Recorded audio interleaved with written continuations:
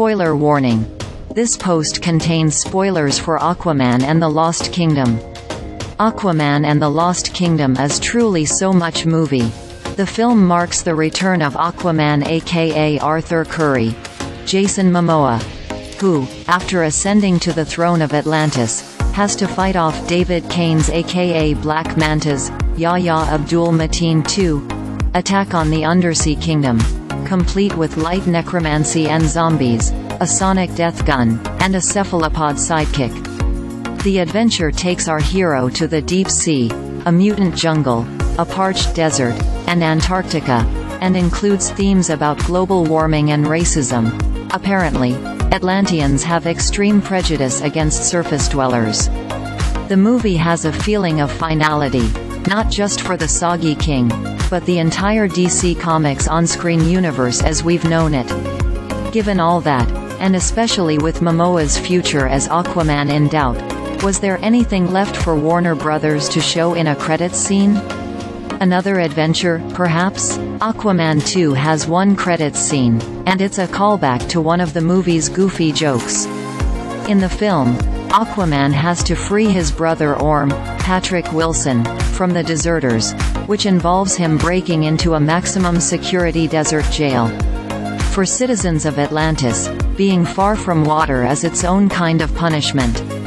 The two go on a quest to fight Cain, but not before Aquaman plays a joke on his little brother.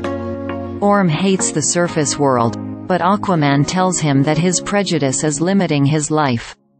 Orm's mindset means missing out on good things like hamburgers, beer, and tacos.